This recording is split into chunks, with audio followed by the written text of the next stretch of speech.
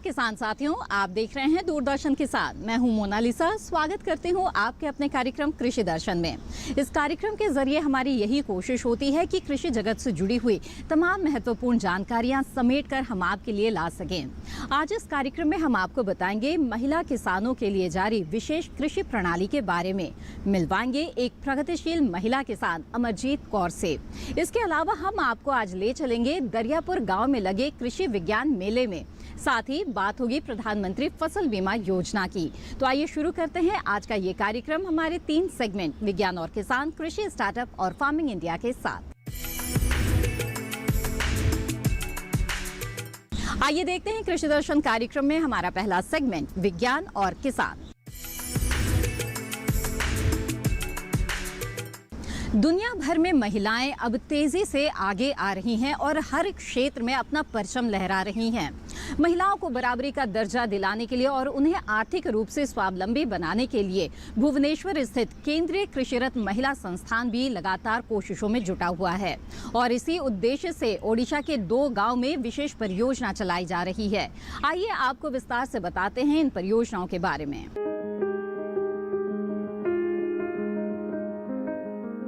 महिलाओं के साथ भेदभाव खत्म करना हो या उन्हें बराबरी का दर्जा दिलाना हो, ये दोनों ही काम उनके सशक्तिकरण के बगैर मुमकिन नहीं है। भेदभाव आर्थिक भी है, सामाजिक भी है, स्वास्थ्य संबंधी भी और तकनीकी भी। केंद्रीय कृषिरत महिला संस्थान भी महिला किसानों के सशक्तिकरण की कोशिश कर रहा है। इसके लिए उसने राष्ट्रीय कृषि विज्ञान कोष के तहत एक परियोजना शुरू की है। परियोजना में लैंगिक रूप से संवेदनशील कृषि बागवानी फसल प्रणाली मॉडल तैयार किया गया है। इसमें छोटी और सीमांत महिला किसानों के लिए रोजगार बढ़ाने का काम हो रहा है। इसके अलावा मध्य आय वर्ग वाली महिला किसानों और उद्यमियों के लिए पोषण सुरक्षा पर भी ध्यान दिया जा रहा है। शुरुआत में कटक जिले के 2 गाँव को इस परियोजना के लिए चुना गया है और इन्हीं 2 गाँव में क्लस्टर बनाकर काम हो रहा है। परियोजना के अच्छे नतीजे सामने आ रहे हैं। महिला किसानों के एक समूह ने परियोजना पर काम करके अच्छी खासी कमाई की है। रोजगार उत्थान मॉडल के तहत उसने सब्जी उगाकर 6,59,300 रुपए कमाए। इस कमाई में से 58,895 रुपए मूल्य की सब्जी घर में भोजन के रूप में काम आ गई और बाकी 5,60,405 रुपए की सब्जी को खुले बाजार में बेच दिया गया। इतना ही नहीं, इस समूह ने सब्जी उपज में भी 22 से 30% का इजाफा किया। लागत के मुकाबले सबसे ज्यादा बचत बैंगन और टमाटर में रही। दूसरी ओर प्रदर्शन के दौरान चावल उत्पादन में शुद्ध लाभ 64,213 रुपए हुआ, जबकि उड़द की औसत पैदावार में 16 से 20% तक इजाफा दर्ज किया गया। पोषण सुरक्षा संबंधी मॉडल में समूह की कुल आमदनी 8,45,750 रुपए रही। इस मॉडल के तहत समूह ने सब्जी और फलों की खेती की। इसमें से 60,76,600 रुपए के फल और सब्जियां समूह की घरेलू जरूरतों पर खर्च हो गए, जबकि 1,69,150 रुपए के फल और सब्जियों को खुले बाजार में बेच दिया गया। उद्यम प्रोत्साहन मॉडल के अंतर्गत 651 किलो धान का भूसा मशरूम उत्पादन के लिए इस्तेमाल किया गया। इससे 1,30,280 रुपए की आय हुई। इस भूसे से उगाई मशरूम में से 39,084 रुपए की मशरूम घरेलू उपयोग में आ गई, जबकि 91,196 रुपए की मशरूम को खुले बाजार में बेच दिया गया। आम तरीकों के मुकाबले नई और आधुनिक विधि से उगाने पर मशरूम की पैदावार में 25 से 30% का इजाफा देखा गया। इन तीनों मॉडलों से अनन्य महिला विकास समिति के महिला किसानों को अच्छा मुनाफा हुआ। अब ये समूह क्लस्टर की दूसरी महिलाओं को भी इस तरह का मॉडल अपनाने के लिए प्रोत्साहित कर रहा है। कार्यक्रम कृषि दर्शन में अब समय है कृषि कैलेंडर का, जिसमें हम आपको वर्तमान समय में किए जाने वाले समसामयिक कार्यों की जानकारी देते हैं। तो आइए जानते हैं आज के कृषि कैलेंडर में मूंगफली की खेती करने वाले किसान इस वक्त कौन कौन से कृषि कार्य कर सकते हैं।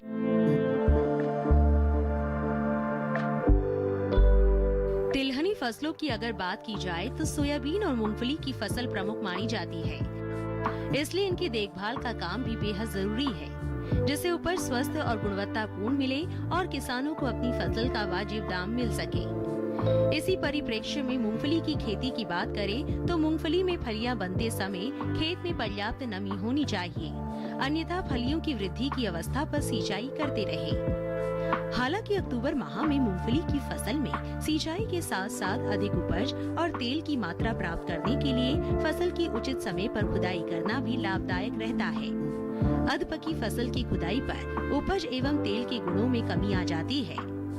मूंगफली के पौधों में फूल एक साथ न आकर धीरे धीरे बहुत समय तक आते हैं। गुच्छेदार प्रजातियों में 2 महीने तक व फैलने वाली प्रजातियों में 3 महीने तक फूल आते रहते हैं। दोनों प्रजातियों में फलियों के विकास के लिए 2 माह का समय आवश्यक है। खुदाई के समय सभी फलियां पूर्ण रूप से पकी नहीं होती। इसी के साथ कार्यक्रम कृषि दर्शन में वक्त एक छोटे से ब्रेक का। ब्रेक के बाद हम आपको मिलवाएंगे एक प्रगतिशील महिला किसान से हमारे अगले सेगमेंट कृषि स्टार्टअप में। आप बने रहें दूरदर्शन किसान पर।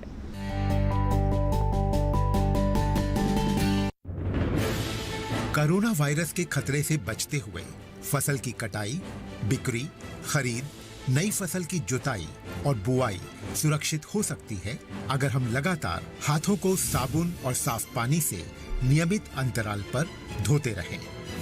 नाक, मुंह को मास्क, गमछे या कपड़े से ढक कर रखें। आंख, कान, नाक, मुंह न छुएं। आपस में 2 गज की दूरी बनाए रखें। मास्क और 2 गज की दूरी के मंत्र को अभी हमें छोड़ना नहीं है। फसलों की बुवाई एवं कटाई करते समय आपस में कम से कम 2 गज की दूरी बनाए रखें। फसल की कटाई करने के बाद छोटे छोटे ढेरों में इकट्ठा करें। कृषि के औजारों की समय समय पर सफाई करें। एक दूसरे के साथ औजारों की अदला बदली न करें। श्रमिकों के शौचालयों और हाथ धोने की जगह की ठीक से सफाई जरूरी है। बुआई, कटाई एवं मड़ाई के दौरान इस बात का ध्यान रखें कि इन स्थानों के आसपास कोई थूके नहीं।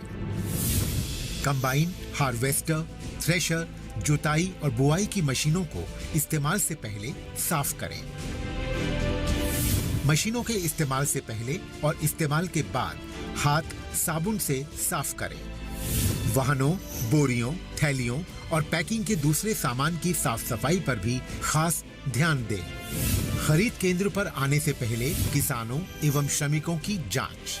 खरीद केंद्रों पर भीड़ न लगाएं एवं किसानों को बारी बारी से बुलाएं। गोदामों पर खरीदी हुई फसल को लेने में शीघ्रता करें ताकि किसानों एवं श्रमिकों को रुकना ना पड़े। कोरोना के खतरे से बचाव और अधिक जानकारी के लिए आरोग्य सेतु ऐप डाउनलोड करें। देश में खाद्य सुरक्षा के ये सिपाही भोजन की निरंतर उपलब्धता को सुनिश्चित करते हैं। किसान स्वस्थ रहें, तभी हम कोरोना वायरस से जीत पाएंगे, आगे बढ़ पाएंगे। किसान सबल, देश प्रबल।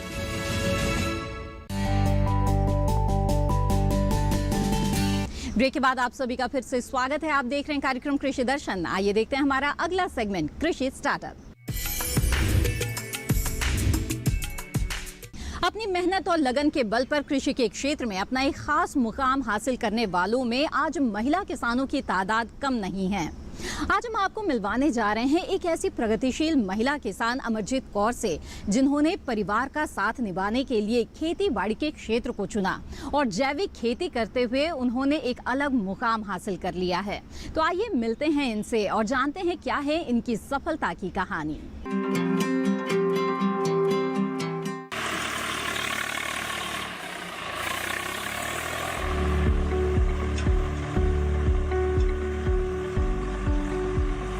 अमरजीत कौर अधोई गांव अंबाला हरियाणा की रहने वाली प्रगतिशील महिला किसान हैं। अमरजीत कौर ने बेटी बचाओ बेटी पढ़ाओ का सार्थक अर्थ सिद्ध करते हुए अपनी और अपने परिवार की एक अलग पहचान बनाई है। इलाके में लेडी किसान के रूप में पहचानी जाने वाली अमरजीत कौर खुद खेत में फसल बोने से लेकर उसके तैयार होने तक का काम करती हैं, फिर काट कर खुद मंडी में बेच कर आती हैं। पिता के अचानक बीमार होने और बड़े भाई की पढ़ाई को सुचारू रूप से जारी रखने के लिए अमरजीत को ऐसा करना पड़ा। 28 वर्ष की उम्र में एक युवा लेडी किसान के रूप में पहचान बनाने वाली अमरजीत ने जब घर की जिम्मेदारी संभाली थी तो उस समय उसकी उम्र मात्र 18 वर्ष थी। आज अमरजीत की वजह से ही उसके पिता की हालत में सुधार आया है। परिवार पिता के इलाज और आर्थिक स्थिति में उलझ गया और खेती जिससे परिवार चलता था वो ठप हो रही थी। घर की बिगड़ती आर्थिक हालत और बड़े भाई की पढ़ाई छूट जाने के डर से अमरजीत ने मोर्चा संभाला और सबसे छोटी होने के बावजूद खुद जिम्मेदारी संभाली।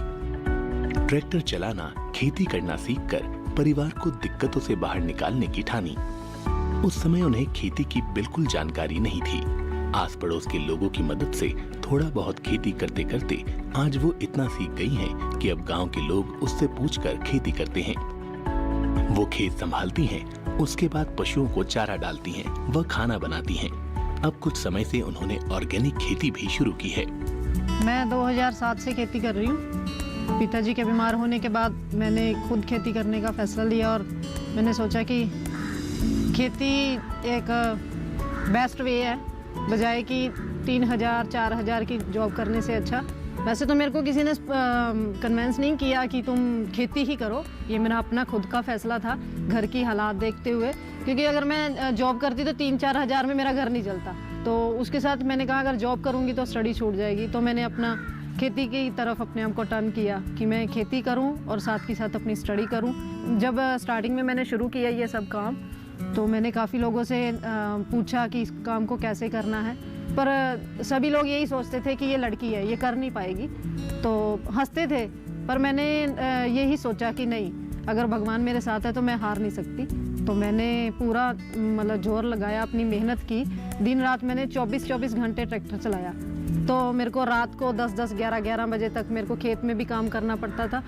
उस वजह से अपनी सेफ्टी को मतलब देखते हुए मैंने अपने आप को मतलब एक लड़के के रूप में खड़ा कर लिया। शुरू से ही ऐसे देखा जाता है कि समाज में औरत को हमेशा नीचे वाला दर्जा दिया गया है कि वो मतलब इतना काबिल काम नहीं कर सकती या आगे नहीं जा सकती। पर आज हम देख रहे हैं कि जिस हिसाब से लेडीज़ हैं, जैसे स्पोर्ट्स में भी हर एक लेडीज़ आगे जा रही हैं। और मेरी रिक्वेस्ट है सभी पेरेंट्स से, चाहे वो गरीब है अमीर है, ये कोई मायने नहीं रखता, मेन अपनी सोच है, सोच बदलो। मैं मंडीकरण भी अपना ट्रैक्टर पे खुद लेके जाती थी, तो मैं मतलब दस्तार वगैरह बांध के जाती थी।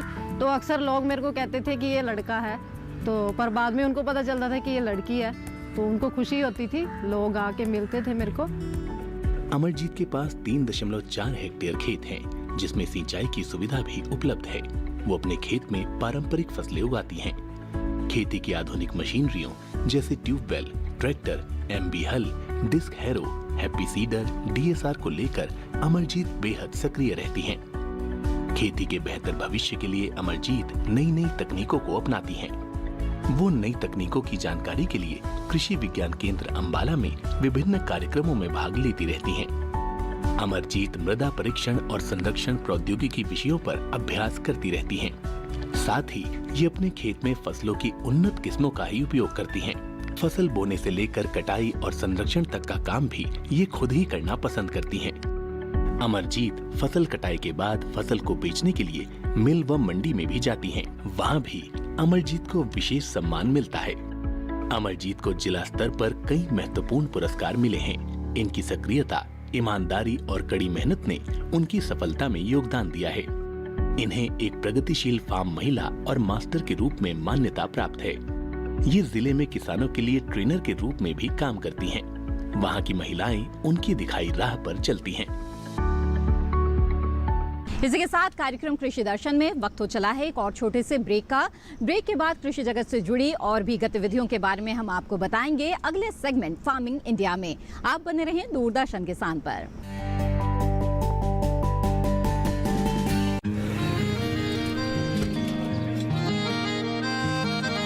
क्या बात है भाई, आजकल तो काफी खुश नजर आ रहे हो। क्यों ना हो, अब मैं ऑर्गेनिक खेती जो कर रहा हूँ ये पूरा प्राकृतिक है, ऑर्गेनिक है। इसमें हमारे खेत, हमारी फसल और हमारी जेब सब फायदे में होते हैं और इसमें लागत भी कम है। जी हाँ, आप भी ऑर्गेनिक खाद का प्रयोग करें, अपनी फसल और मिट्टी को तंदुरुस्त बनाएं। और आपकी आमदनी में इजाफा करें। अधिक जानकारी के लिए किसान call centre toll free number 1800-180-1551 पर कॉल करें और लॉग ऑन करें kisan.gov.in और farmer.gov.in। कृषि और किसान कल्याण मंत्रालय द्वारा किसान हित में जारी। किसान भाइयों गांठ बांध लो, गांठ बांध लो, बात बहुत है काम की, समृद्धि के पैगाम की। मिट्टी के मिजाज को समझो, मिट्टी के हर राज को समझो, मिट्टी की तुम जांच कराओ, मुफ्त सॉइल हेल्थ कार्ड ले जाओ। कभी मुनासिब बीज लगाओ, सही किस्म की खाद ले आओ, जितनी जरूरी उतनी डालो, सही मात्रा खुद पहचानो, इसको अपना मंत्र बना लो, मिट्टी की सेहत तो जानो। बात बहुत है काम की, कम लागत अधिक वरदान की। किसान भाइयों गांठ बांध लो, आज ही मिट्टी की जांच कराएं। राज्य सरकार के कृषि अधिकारी से संपर्क करें और मुफ्त में सॉइल हेल्थ कार्ड पाएं। कृषि और किसान कल्याण मंत्रालय द्वारा किसान हित में जारी। ब्रेक के बाद आप सभी का फिर से स्वागत है। आप देख रहे हैं कार्यक्रम कृषि दर्शन। आइए देखते हैं हमारा अगला सेगमेंट, फार्मिंग इंडिया। कृषि विज्ञान केंद्र उजवा और राष्ट्रीय बागवानी अनुसंधान विकास प्रतिष्ठान ने भारत सरकार के स्वस्थान फसल अवशेष प्रबंधन परियोजना के तहत 1 दिवसीय किसान मेले का आयोजन किया। इस किसान मेले में क्या कुछ खास रहा, आइए आपको दिखाते हैं इस खास रिपोर्ट में।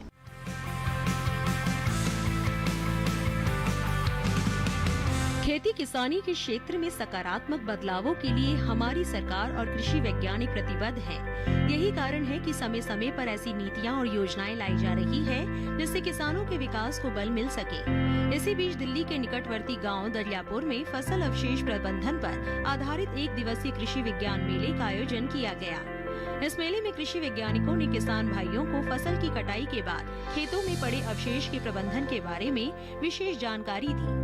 इस जागरूकता कार्यक्रम में कृषि वैज्ञानिकों ने कृषि मशीनरियों पर सरकार द्वारा दी जाने वाली सब्सिडी और इसके उपयोग की जानकारी दी। इस माध्यम से हम ये बताना चाहते हैं उनको कि पराली नहीं जलाना चाहिए। पराली न जलाएं उसके लिए बहुत से संसाधन है, जैसे पूसा बायो डिकम्पोजर है, उसको फसल कटाई करने के बाद उसमें उसको डाल सकते हैं।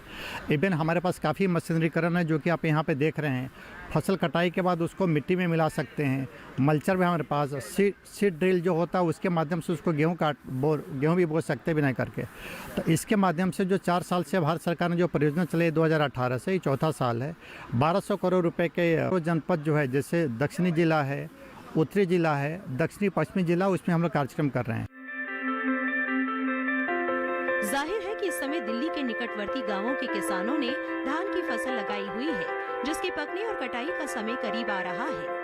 धान की फसल की कटाई के बाद किसानों के दूसरी फसल लगाने के लिए बेहद कम समय बचता है। इसके लिए जरूरी है कि खेतों में पड़े अवशेषों को ठिकाने पर लगाया जाए, ताकि अगली फसलों की बुआई और खेती तैयारी का काम भी समय पर किया जा सके।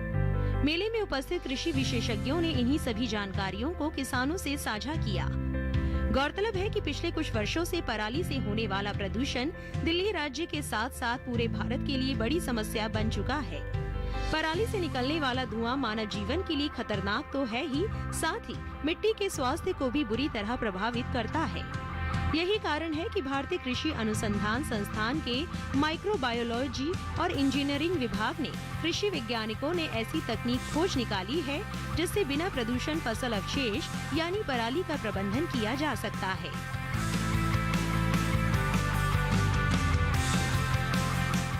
देखिए, दिल्ली क्षेत्र में आप सभी जानते हैं कि प्रदूषण काफ़ी है और जो पराली किसान लोग जलाते हैं उससे प्रदूषण पे काफ़ी असर पड़ता है।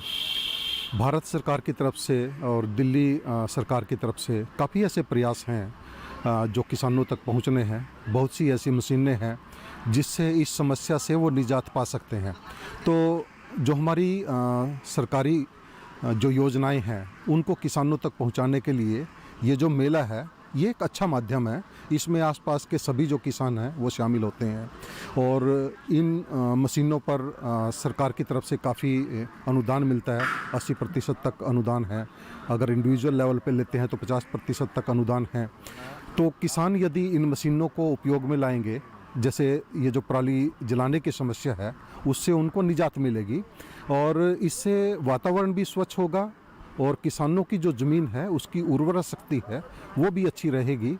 इससे किसानों को काफ़ी फ़ायदा मिलेगा। और जो उच्च तकनीक है, आप देखेंगे यहाँ पे जो मेला लगा हुआ है, विभिन्न संस्थाएं आई हैं, प्राइवेट ऑर्गेनाइजेशंस भी आए हैं जिन्होंने अपने स्टॉल यहाँ पे लगाए हैं और जो तकनीकी जानकारी है वो किसानों तक पहुँचेगी।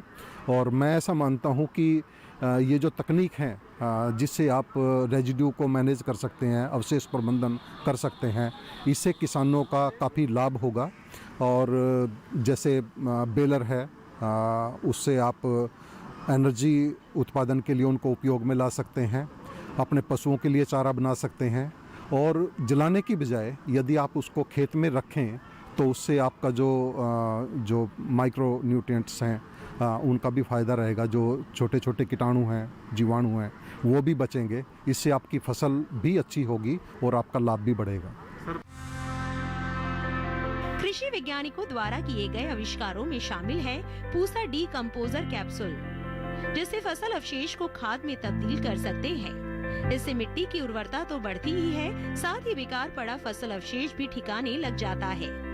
इसके अलावा फसल अवशेष प्रबंधन वाली कृषि मशीनरियों की बात करें तो रोटावेटर और हैप्पी सीडर भी काफी मददगार है, जिससे बिना परेशानी के फसल की कटाई करके और खेत में बची पराली को इकट्ठा करके निजी कंपनियों को बेचा जा सकता है।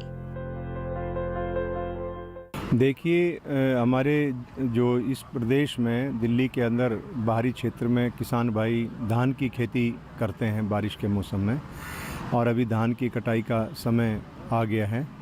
तो इसके बाद हमारे किसान भाइयों को उसमें गेहूं बीजना है या चना बीजना है या सरसों बीजना है, ऐसे में उनको बहुत कम समय मिलता है खेत की तैयारी करने का। तो ऐसे में जब हम मशीनों के माध्यम से धान की कटाई करते हैं तो बहुत सारे अवशेष खेत में रहते हैं और उनके कारण अगली फसल की बुआई में किसान को कठिनाई होती है। इस व्यवस्था से निपटने के लिए इस कार्यक्रम के माध्यम से हमारे विशेषज्ञ किसानों को ये बताने का प्रयास करेंगे किस प्रकार से धान की पुआली का मशीनों का सहारा लेते हुए या वर्तमान में जो भारतीय कृषि अनुसंधान संस्थान पूसा द्वारा विकसित बैक्टीरिया का जो कंसोर्शिया है जिससे हम पुआली को तेज़ी से गला सकते हैं, उसका इस्तेमाल करते हुए किस प्रकार से किसान भाई कम से कम समय के अंदर अपनी अगली जो फसल है सर्दी के मौसम की उसकी बिजाई कर सकते हैं। इसलिए ये कार्यक्रम बहुत महत्वपूर्ण हो जाता है। किसानों को इसके लिए जागरूक करना, उनको ये जानकारी देना किस प्रकार से वो अपने फसलों के विशेषकर धान के अवशेष हैं या गन्ने के अवशेष हैं उनका प्रबंध करते हुए ज़मीन में उनका किस प्रकार से दोबारा उनको मिलाया जा सके ताकि अगली फसल के उगाने में उन्हें कोई कठिनाई का सामना करना ना पड़े।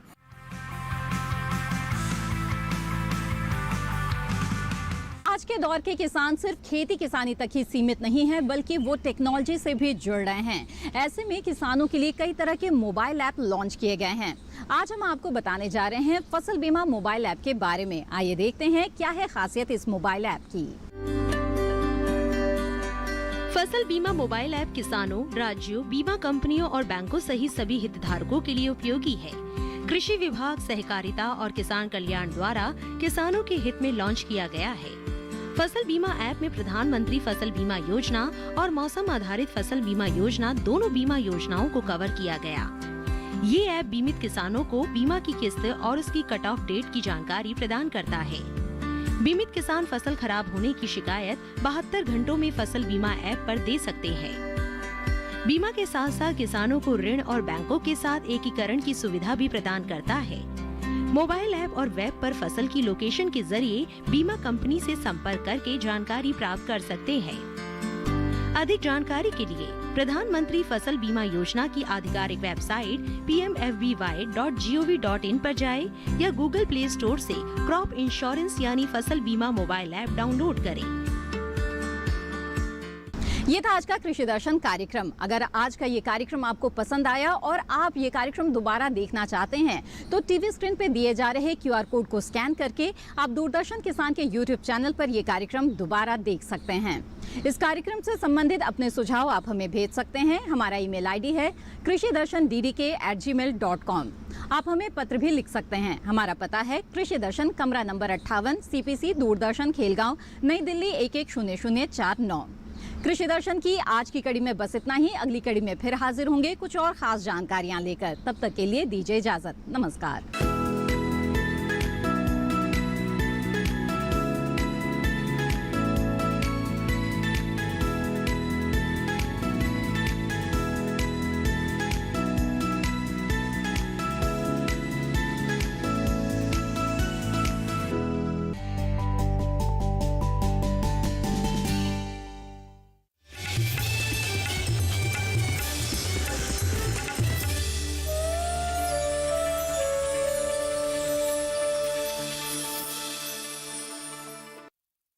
दुष्ट भयासुर, ये स्वर्ग हमारा है।